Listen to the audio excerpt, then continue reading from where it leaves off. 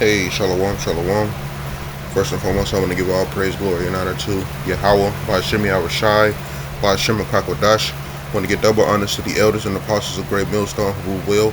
Peace and salutations to the hopeful elect. It's your brother Shamar Nayah here again today with another lesson. And basically, I just want to go into, about the current events that's been happening to Jake for the past week. All the systematic injustice and racism that's what happening to Jake. Because again, you still have, you have some Jake still clueless out here as to why things are happening out here the way that they're or playing out the way that they're playing out here, and why it seems like Esau Edom can just get away with the shit that he's doing. So I'm gonna play this video and want to get into some scriptures, and then Lord's willing, this lesson be edifying. So without further ado,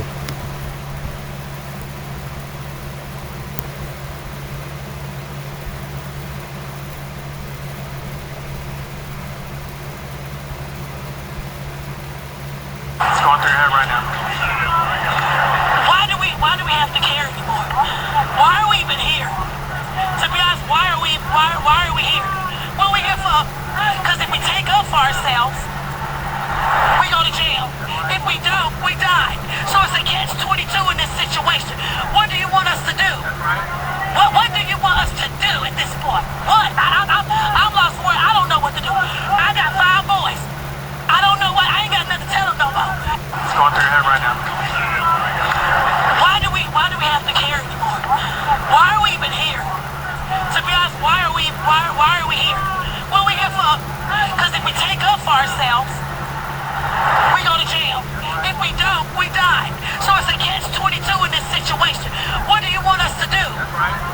What do you want us to do at this point? What? I'm lost for it. I don't know what to do. I got 5 boys. I don't know what. I ain't got nothing to tell them no more. Secret Service Sam here with the Carmelo Anthony Austin Metcalf trial update. Now, earlier in one of my videos, I mentioned that Morris Dwayne Turner had informed me that Jeff Metcalf, the DA, and Judge Roach all knew each other. We're friendly together. And now we have that proof. Look at this photo. This is a photo of Jeff Metcalf, John Roach, the judge, and Greg Willis, who is the DA. Conflict of interest, anyone? I don't know. I am still working to verify this picture. I entered it in ChatGPT. It says it doesn't seem to be fake. If anybody out there can confirm this picture for me, I think that is also very important because we need to keep the truth at the head of all of this. The gig is up, people. They done found the photo of the judge, Jeff Metcalf, the dad, having a celebration at a Christmas party. Thanks to Sam's Secret Service, came with the proof, but I want to say he was having trouble confirming it. So I did my own investigation and did a little research myself just to confirm that the image is real and not AI generated.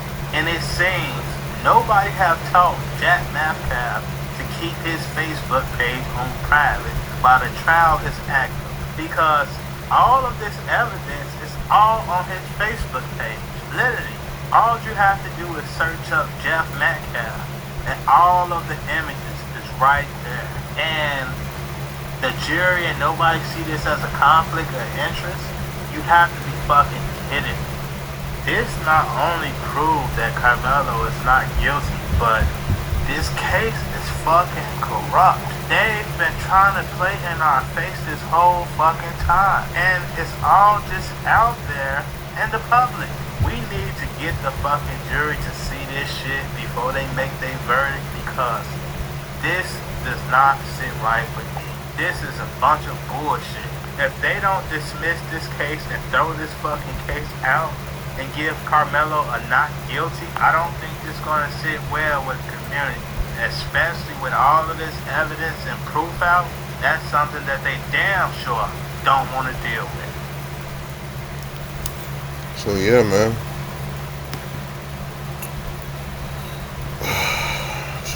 So like, yeah.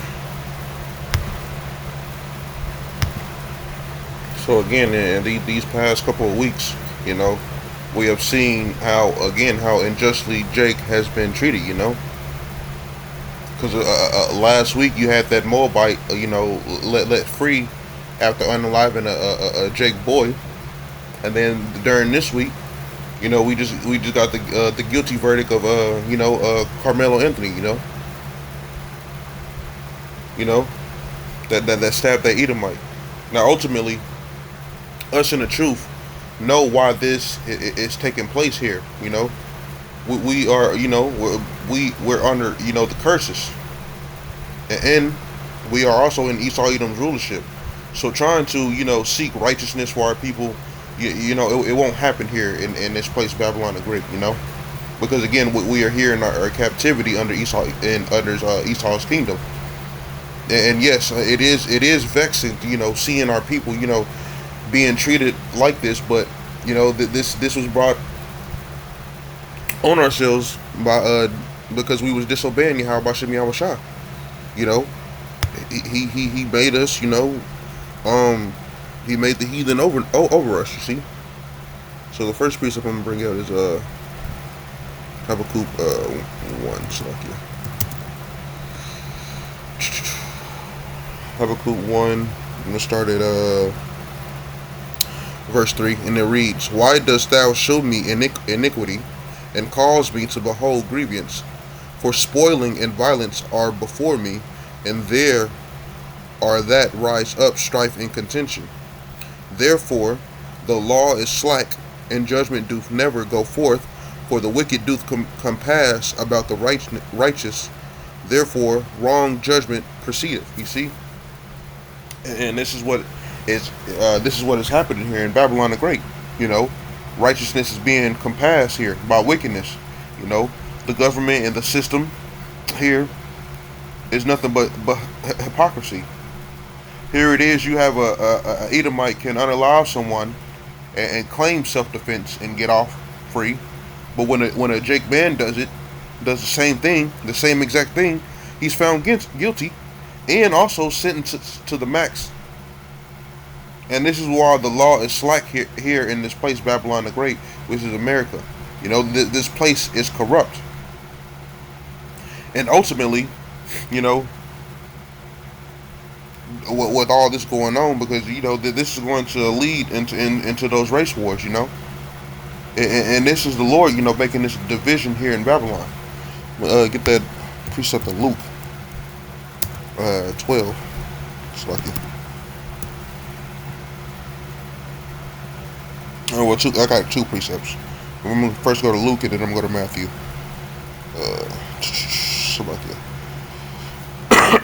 This is Luke 12 and 51, and it reads, Suppose ye that I come to give peace on the earth?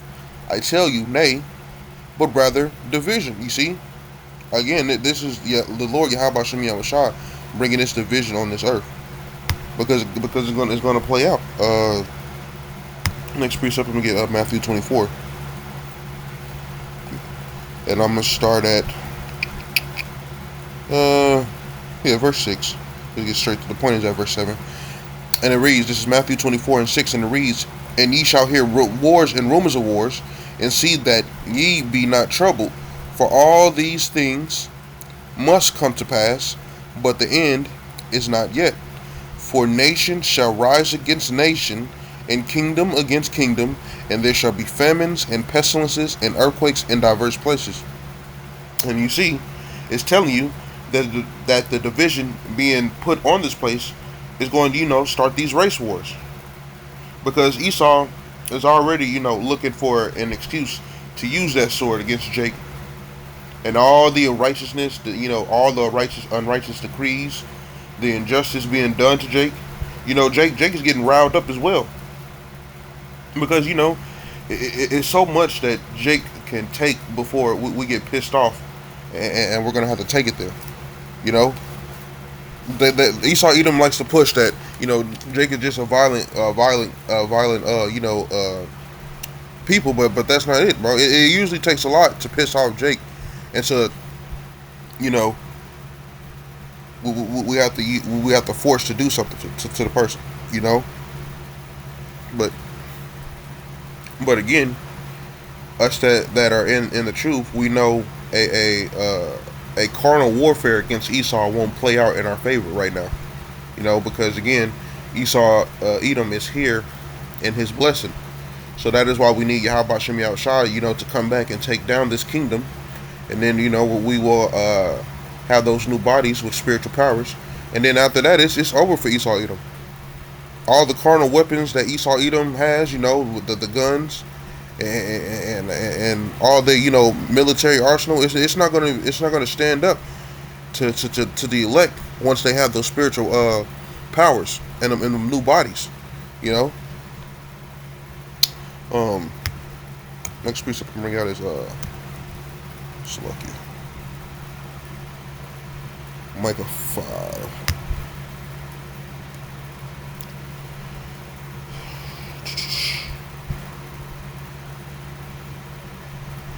Micah 5, and I'm going to start at verse 7. And it reads, "And the remnant of Jacob shall be in the midst of many people as a dew from the Lord, as the showers upon the grass, that tarry not for man, nor waiteth for the sons of men. And the remnant of Jacob shall be among the Gentiles in the midst of many people, as a lion among the beasts of the forest, as a young lion among the flocks of sheep, who, if he go through, both treadeth down, and teareth in pieces, and none can deliver. Thy hand shall be lifted up upon thine adversaries, and all thy enemies shall be cut off." And this is basically, you know, telling that, you know, the Israelites will get their hands on Esau Edom, you know. They're going to get these hands on all these, you know, all these other heathen nations, starting with Esau Edom, because, you know, that's Jake's main enemy is Esau Edom, you know. But again, you know, we know the Lord, you know, put us under these devils because, again, Israel, you know, they don't consider and want to turn back to the Lord, you know. Ultimately, you know, Jake has to realize that we were put in this predicament for our own doing, for disobeying the law, statutes, and commandments of Yahweh Shem Yahushua, and this is our punishment. This is what we have to go through until the Lord Yahweh Shem Yahushua comes back and redeem us. You see. The next precept I'm going to bring out is Isaiah. Isaiah in 42.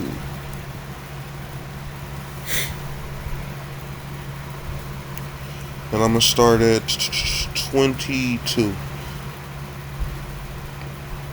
This is Isaiah 42 and 22, and it reads, "But this is a people robbed and spoiled. They are all of them snared in holes, and they are hid in prison houses. They are for a prey, and none delivereth, for a spoil, and none saith restore. Who among you will give ear to this? Who will hearken and hear for the time to come?" You know, and you see, this our people, you know, they don't consider. Here it is, you have the prophets have been telling, have been out here telling Jake that these Edomites, who is the so-called white man, is the devil that the Bible speaks of, and he is your enemy. You see, verse 24, and it reads, "Who gave Jacob for a spoil, and Israel to the robbers? Did not the Lord? He against whom we have sinned, for they would not walk in his ways, neither were they obedient unto his law. Therefore he hath poured upon him the fury of his anger, and the strength of the battle, and it hath set him on fire round about, yet he knew not, and it burned him, yet he laid it not to heart." You see? And this is why the Lord put us under these devils. You see? It is because we as a nation disobeyed and went off. So when Jake, you know, when that Jake woman in the beginning of the video was asking, why is this happening and what can she do? You know, and ultimately that also goes into, they unfortunately lack the knowledge, and I'm gonna get that. So this is a good scripture to bring out, Hosea 4:6. This is Hosea 4:6, and it reads, "My people are destroyed for a lack of knowledge, because thou hast rejected knowledge. I will also reject thee, that thou shalt not, Shalakia, that thou shalt be no priest to me, seeing thou hast forgotten the law of thy power, Yahweh Bashem Yahushua. I will also forget thy children." You see, and Jake again don't seem to understand why Esau can continue to get away with these, unjust verdicts, and it's because these motherfuckers are wicked, first of all, and they cannot be trusted. So with that being said, you really couldn't. They can't be trusted. So with that being said, you should have known that that Jake wasn't going to get a righteous verdict. And a lot of people is coming to the realization is when self-defense can be played for all these other races, but when Jake tries to play self-defense, no, it's not self-defense. They'll try to hit you with the max sentence of a first-degree murder, or they'll try to downplay it and give you manslaughter. You rarely see Jake's like it. You rarely see Jake get off on self-defense.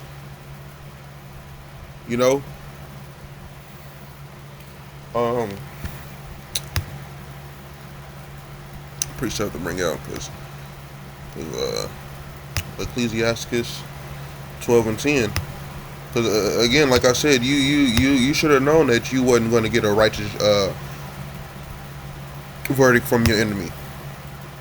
These motherfuckers, Esau, Edom, they don't play fair in this system.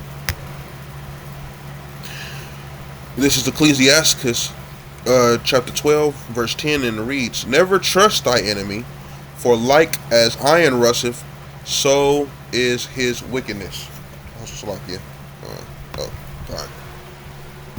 I thought I had this one. So again, this scripture is telling you not to trust these devils. Like, after everything we know about Esau, Edom, again, you should have known better that to believe that they would let him go because of self-defense. And again, the system is corrupt. There is no righteous judgment here in Babylon from Esau, Edom. Going back to next precept I'm gonna bring out is Psalms 73.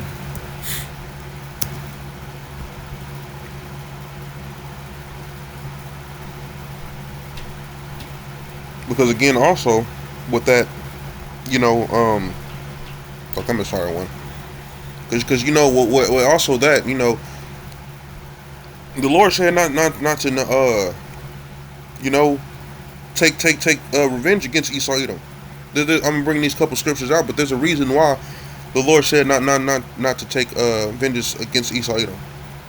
And this is Psalm 73 verse 1, and it reads, "Truly power is good to Israel, even to such as are of a clean heart. But as for me, my feet were almost gone. My steps had well nigh slipped. For I was envious at the foolish when I saw the prosperity of the wicked. For there are no bands in their death, but their strength is firm. They are not in trouble as other men, neither are they plagued like other men. Therefore pride compasses them as a chain, violence covereth them as a garment." You see? And another precept to back this up, because I want to bring it all home so it can make sense, is you go to Genesis 4:23.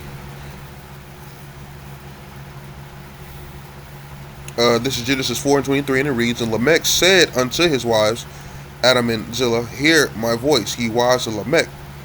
Hearken unto my speech, for I have slain a man to my wounding, and a young man to my hurt. And it reads in verse 24, the point right here, and it reads, if Cain shall be avenged sevenfold, truly Lamech 77fold. And this is why it seems as nothing fair ever happens to us, or that Esau Edom seems to just get away with everything, because it said, if if you do anything to an Edomite, you're going to reap the benefits sevenfold. And that is how it is, and that's how it is until Yahweh B'Shem Yahushua avenged the nation of Israel, starting with the elect. This is why we don't seek vengeance. This is the last precept I'm going to bring out. Romans 12 and 18.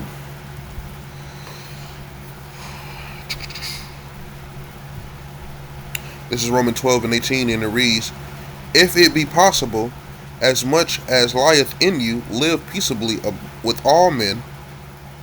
This is the point right here.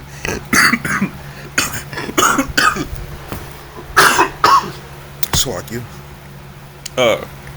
Romans 12 and 19. Dearly beloved, avenge not yourselves, but rather give place unto vengeance, for it is written, vengeance is mine, I will repay, saith the Lord. So again, everything that Esau Edom has done, the Lord is going to repay. The Lord is going to repay that. All we have to do, us being in His truth and hoping that we are part of that hopeful elect, is remain faithful and wait on our power, Yahweh B'Shem Yahushua. Because best believe that these devils, they're going to have to pay for every atrocity they have committed on the planet Earth ever since they came into power. And that's the pride of these devils, because they believe that they can just get away with all this shit and treat Jake the way that they have been treating him. But again, as our Lord said in the scriptures, vengeance is His. He's going to get these devils, Esau Edom, and He's going to recompense them for everything they do. Which is why when you read Ezekiel the 35th chapter, I believe, it tells. I'm just going to bring that up just to make sure.